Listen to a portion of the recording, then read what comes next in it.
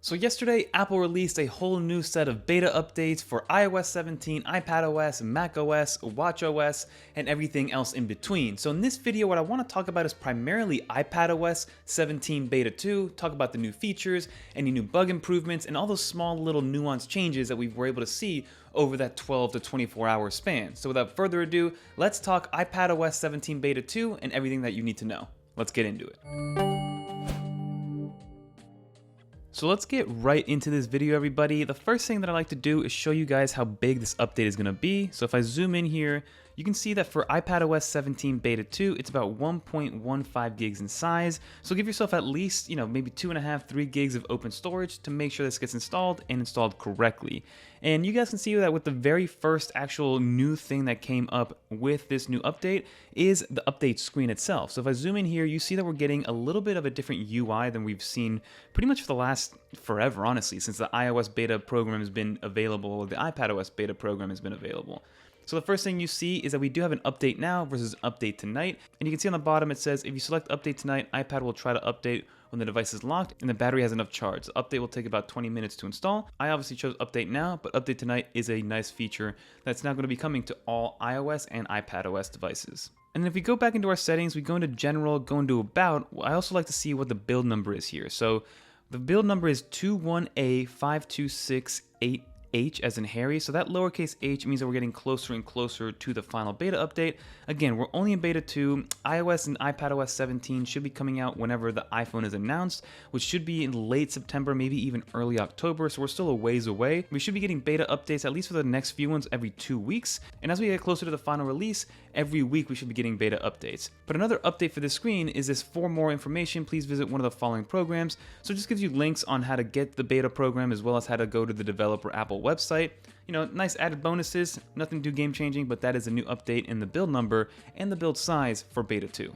So now let's get into what's new with this beta update. So the first one we're going to talk about is actually widgets. So we did get 2 new widgets. So if you long press on the plus sign right here, the first thing you're going to see is there's a new clock widget. So if I move this over, there's a new transparent clock. So if I hover over here, you can see that it actually turns a different color. So if I add this clock widget, you can see that it's going to mimic whatever is behind the clock itself. So it's going to mimic the wallpaper, especially when I go over it. I think this is kind of cool. Just a nice little clock widget that's going to be available on iPadOS as well as iOS 17. So you can see that it kind of meshes with the background, which is my current actual weather forecast, which we're going to touch on in a little bit. But that is a new widget that we got. And then another new widget is actually in the music one. So if we go to music, we actually got a new music size, which is this new larger one. So if you guys are looking for a very large, Apple Music widget, which is right here, like this one's taking up a lot of the screen. So if you are somebody that wants a larger Apple Music widget, we now have it on both iOS and iPadOS. So now let's get into the settings, because the settings got a bunch of new updates with beta 2. So if we go back into general, the first one that I want to talk about is that we have a fitness section. So Apple is kind of taking some steps to bring health and fitness over to the iPad. The only real inkling that we had before iPadOS 17 for the fitness app was the actual Fitness Plus application to be able to view workouts. But as you can see right here, there is a new fitness tab, but if I click on it, it's actually empty. I've restarted the iPad, I've made sure that I am on beta 2, but for right now, maybe this was a glitch or maybe it's a foreshadow to something different. On iOS, it does show something, but on iPadOS, it's just a blank page, so something to take note of. The next one's going to be in the music settings. So if we go into music, you actually have this crossfade section. So the crossfade isn't anything new, but if you toggle it on, you now get a slider for the time as to how long you want that crossfade to last. So you can go anywhere from 1 second to 12 seconds. I usually keep it at around 4 seconds because I like it a little quicker, but that is new in the settings menu for crossfading in there. But that is new in the settings menu for the music app. And then if you scroll down, we now have this new shared listening section. So it's discoverable by nearby contacts. This probably has more to do with iOS and CarPlay and SharePlay and things like that. But it basically will allow your contacts to discover you when you're playing music in the car. So again, for the iPad, it's not really too relevant, but it's still showing up in the settings. Basically what it does is it allows people that are in your car when you're using CarPlay to then kind of AirDrop or AirPlay, or for lack of a better term, SharePlay, into the actual aux. So you're no longer sharing who's connected to the car. Now everybody can take turns playing their music when in the car. Another big one which I actually enjoy is if we go back into general and then go into storage over here to iPad storage, the UI for iPad storage has actually changed and I kind of like it. First of all, it's a lot more accurate than it used to be. Before, the iPad bug, the storage bug would persist and persist and it would take forever to load up, but now it loads pretty much instantaneously and you can see that the UI looks a little bit more squared off, but just easier to read and easier to look at, so that's something to take note of. Something else new in the settings is inside of the Safari settings. So Apple introduced something called profiles to Safari, which we have talked about and I mentioned in a previous video.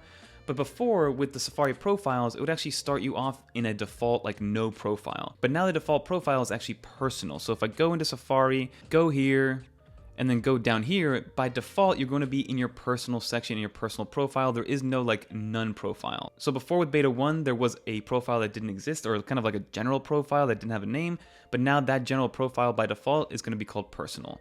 And then also, if I go back in here and we go into the actual personal profile or to any profile, you do have a little bit of UI change down here, so you have less colors showing in the row down here, but you do have a light and dark mode, which is nice.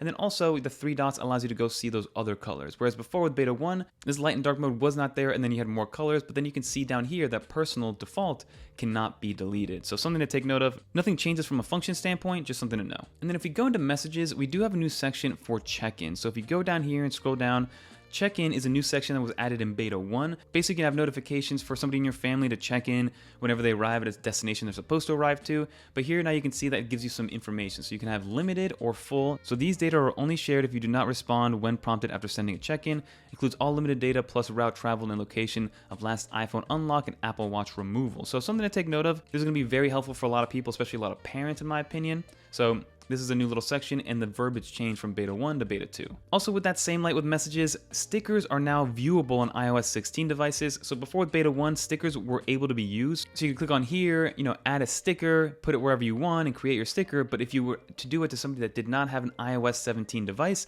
then that person would not be able to see that sticker. But now, even with people on iOS 16, as long as you're on iOS beta 2 or iPadOS beta 2, you'll be able to send stickers and then those people can see those stickers. They just obviously cannot use those stickers quite yet. And then one more thing in the settings under privacy. So if we scroll up to privacy and security, go into location services, scroll all the way down to system services, we now have a brand new toggle that by default is turned on, which is this microlocation toggle.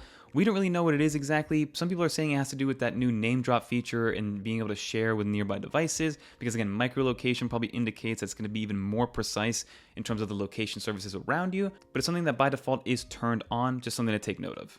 And now let's go into the clock. So if we go into the clock application, we actually had the ability, which is new, to set multiple timers. So in the timer section here, you can see that I have multiple timers set up. So again, you can play all these timers at the same time if you want to, which is cool. So playing this, and these are all running at the same time. And then even if I go down here, you will be able to see that we have the live activities going with all these timers going at the same time, which is awesome.